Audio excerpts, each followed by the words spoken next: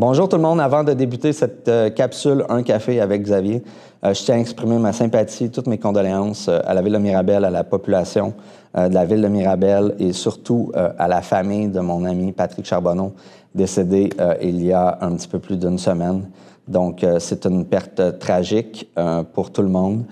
Patrick a été un complice en politique municipale depuis plusieurs années. C'était quelqu'un avec qui je m'entendais extrêmement bien. C'était aussi un excellent partenaire pour la ville de Saint-Colomban et la région des Laurentides.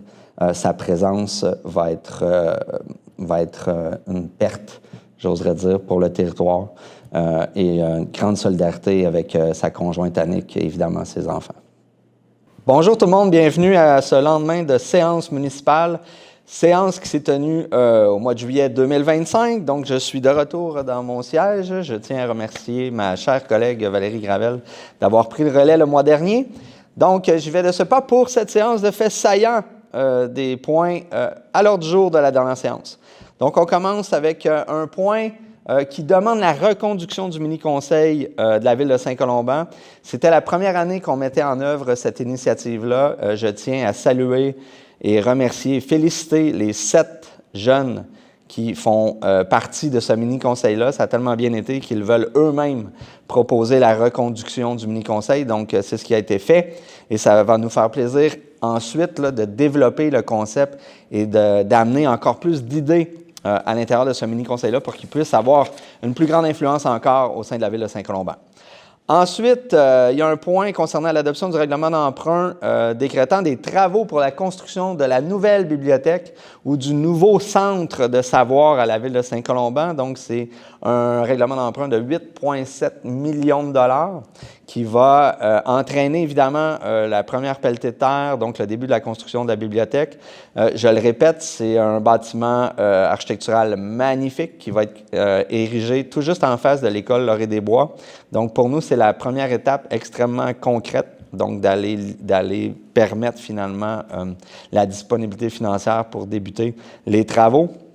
Je le répète, les travaux, on prévoit le début des premières manœuvres en août, mais beaucoup en septembre. Donc, on est bien excités de voir ça arriver. Ensuite, concernant, on a un PIA au 446 Côte-Saint-Paul. C'est simplement pour vous dire que ça a bougé beaucoup au niveau des stations-service sur le territoire. Bien là, il y a une nouvelle administration qui se met en œuvre. Et quand il y a une nouvelle administration, un nouveau commerce, donc ça apporte des changements au niveau des bannières. Là, présentement, c'est un Bonnissoir qui va s'installer à l'intersection Saint-Paul de l'Église.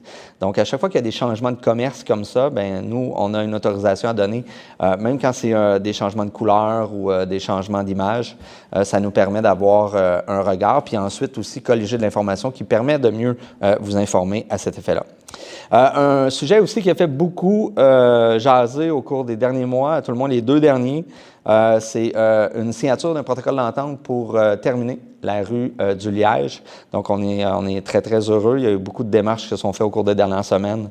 Voilà, on a signé un protocole d'entente qui va permettre la réalisation de la finalité des travaux pour l'infrastructure routière de la rue du Liège dans les prochaines semaines, prochains mois. On espère d'ici le mois d'octobre, fin octobre, que tout soit terminé et que les gens puissent bénéficier d'une infrastructure à la hauteur de leurs attentes. Bien heureux de ça. Ensuite, on a un avis de motion et une adoption de projet de règlement. Donc, on vient statuer vraiment le changement de zonage qui va permettre d'ériger dans les prochains mois, prochaines années, la construction du garage municipal. Donc, je le répète, c'est à l'intersection Saint-Paul-Brisebois, un petit peu plus au sud sur la montée Brisebois. Donc, au cours des derniers mois, la Ville a fait l'achat de 3 terrains qui vont nous permettre de déplacer le garage municipal.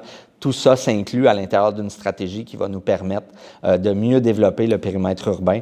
Donc, on déplace le garage à l'extérieur du périmètre urbain pour valoriser davantage les terrains qui nous appartiennent afin de développer un périmètre urbain qui va permettre, avec les années, là, de développer davantage de commerces et surtout une diversité de logements qui manque sur le territoire de Saint-Colomban.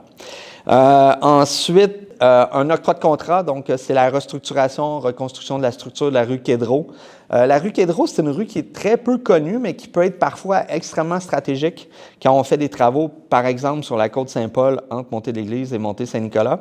C'est une petite rue parallèle qui nous sert de chemin de détour, mais c'est surtout un vieux chemin qui a été construit ou constitué il y a plusieurs années et qui souffrait finalement d'un manque de structure, d'une mauvaise structure de rue. Et à terme, finalement, ça se dégrade très rapidement. Il y a quelques années, on avait fait un peu le même genre de manœuvre dans les rues qui constituent autour, en fait, du lac Laniel. Donc là, on vient vraiment faire un rechargement granulaire qui va nous permettre d'améliorer cette structure de rue-là. Je vous dirais que c'est pas du luxe d'aller intervenir là. Souvent, c'est un fond de rue qui était ce qu'on appelle en matière naturelle, donc qui n'avait pas été conçu nécessairement pour être un chemin municipalisé. Donc, on vient vraiment refaire les travaux. C'est un octroi de contrat de plus de 800 000 $ si ma mémoire est bonne.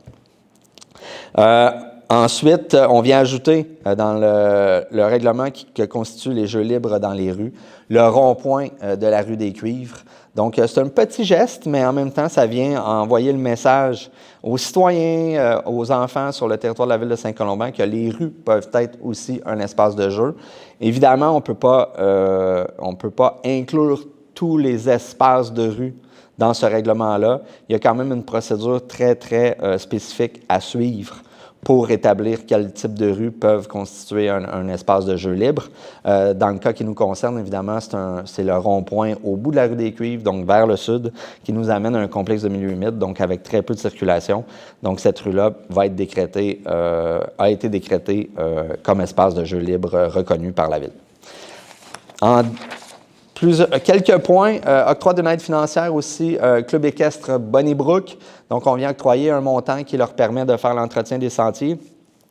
Des sentiers qui sont à l'usage des gens qui ont des chevaux. C'est principalement des sentiers qui sont dans le nord-est, pardonnez-moi, du territoire. Donc, la rue des Cervidés, la rue McAndrew, la rue Jacques. Donc, il y a plusieurs sentiers dans ce secteur-là qui peuvent être empruntés par des amateurs de sport équestre. Mais aussi, si vous ne faites pas trop de problèmes, ça peut être des sentiers piétons qui peuvent être empruntés. Fait à noter, c'est souvent cédé par des ententes particulières avec les propriétaires terriens de cet endroit-là. Donc, c'est assez discret, puis on vous demande un très grand respect. Même ceux qui font du cheval sur ces sentiers-là. C'est un privilège que les gens ont de pouvoir profiter de ces espaces-là. Donc, il y a une responsabilité qui vient avec ça. Le Club équestre fait l'entretien des sentiers, va faire aussi de l'élagage, va dégager les sentiers lorsqu'il y a des coups de vent. Puis, on essaie aussi de les garder actifs en période hivernale. Donc, la Ville vient soutenir le club pour réaliser ce type d'action-là. Ensuite, autorisation de signature d'entente pour la conception de la reproduction d'une œuvre d'art. Ça, c'est un programme provincial. Il y a toujours une partie du budget quand on vient construire un bâtiment public qui doit être consacré au développement d'une œuvre d'art à l'intérieur d'un bâtiment public. Donc, dans la séance qui précède cette capsule-là, on est venu signer l'entente qui va permettre la création de cette œuvre d'art-là à l'intérieur de la bibliothèque. Ensuite, autorisation de signature d'une convention de subvention avec la ministre des Ressources naturelles et des Forêts. Mais ça, c'est une subvention qui vient s'ajouter au financement de la bibliothèque. Donc, à l'intérieur de ce bâtiment-là, il va y avoir des innovations en bois. Donc, il y avait déjà une planification de construction du bâtiment en bois, mais là, on va pousser certaines innovations. Puis ça, c'est accompagné d'une subvention supplémentaire qui va s'ajouter finalement au portrait financier de la construction de la bibliothèque. Donc, on est très, très heureux de ça. Ça va permettre à terme, évidemment, de soulager une partie de l'endettement de la construction de ce bâtiment-là. Je tiens à souligner que ce bâtiment-là, la bibliothèque, donc, va pouvoir être construite grâce à une subvention du ministère de la Culture et des Communications. On va aussi y affecter des redevances. Donc, l'emprunt va être limité, j'oserais dire, par une excellente planification financière des années passées qui va nous permettre de soulager l'endettement qui est lié à la construction de ce bâtiment-là. Donc, ça fait le tour pour nous concernant les faits saillants de juillet 2025.